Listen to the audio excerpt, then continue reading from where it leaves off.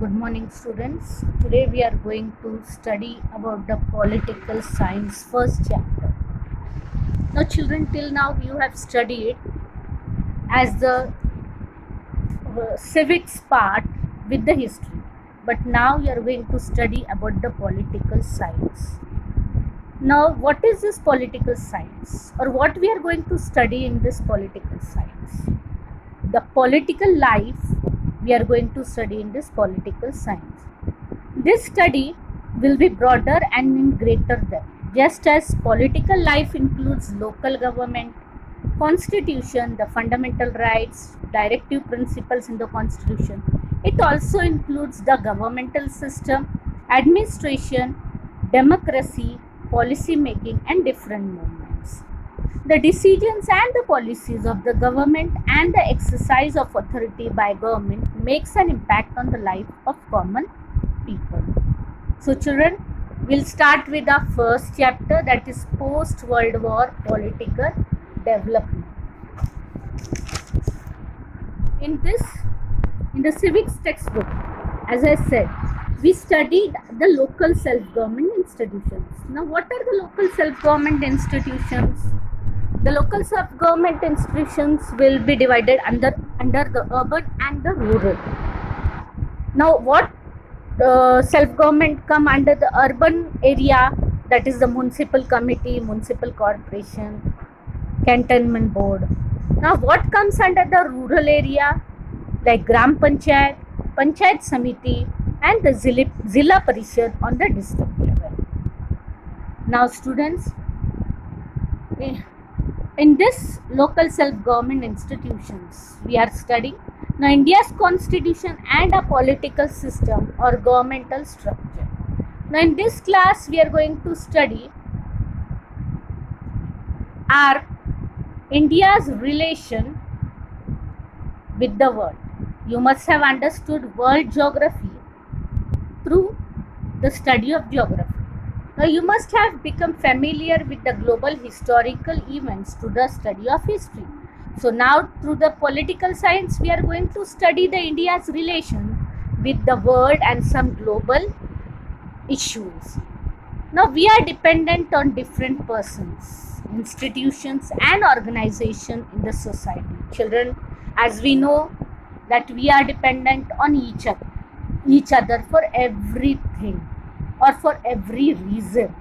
Like we are dependent for school, on the school, for education, we are dependent on the teachers, we are dependent on the people who provide us services like milkman, carpenter, then a maid. All these are the different people who are helping us. Now, our social life is interdependent and mutual cooperation has a very important place in it. Now, just as it is true about individuals and societies, it applies to different nations as well. As we know, children, only we are not dependent on each other, but the different nations are dependent on each other in the world. Some exchange and interaction goes on between them constantly. These independent states also enter into treaties with each other. A system of all the independent sovereign states also come up. Now, what is the sovereign states? It is the supreme ruler of the country. We call it international system. Now, let us go to know some features of this international system. So, what is this international system we are going to study? Interdependence. As all the countries of the world are dependent on each other for every reason or one or the other reason, however big or a prosperous or a developed nation it may be, never that country or any country is self-sufficient about all the needs. Every country needs some or the other thing from each other. Every big nations have to depend upon other big and small nations. Thus, The interdependence is an important feature of the international system, that is today's global system. Now, children, you must be wondering, and I also wonder, what is the difference between the interdependence between individuals and that between nations? What could be the difference? Now, the first point, that the individual's interdependence is limited to the family or a society, but the scope of nations' interdependence is vast as it is related to different nations.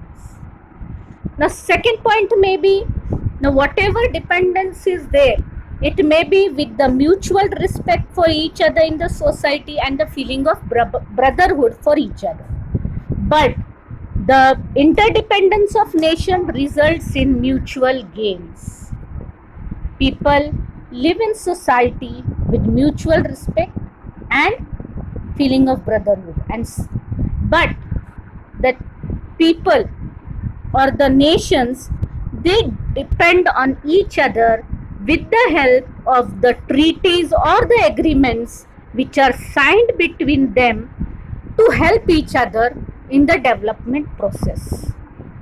And now interdependence of individuals is between the cooperation between each other of the individuals.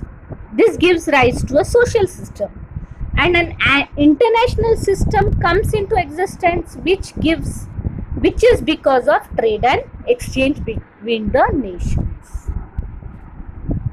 Is there a division like rich country and poor countries?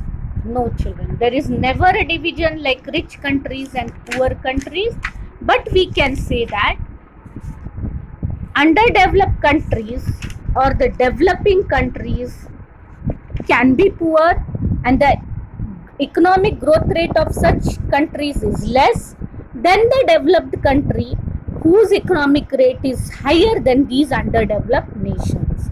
And the standard of the living of the people in developed country is higher, whereas people in underdeveloped country struggle to get the basic needs also.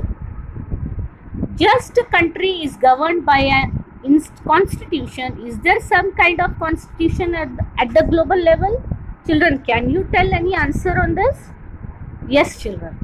A constitution is a guiding force of a nation, whereas the Charter of United Nations has laid the guidelines for managing the world body. You must have studied about the UNO or the United Nations organization, which helps all the countries in managing the world body.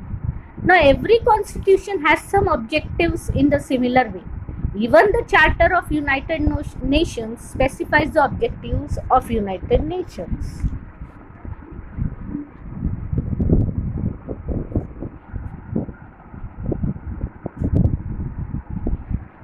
International relations through foreign policy. Now we'll study international relations through foreign policy. Every nation has policies about its internal dealings, as also about its relation with other nations.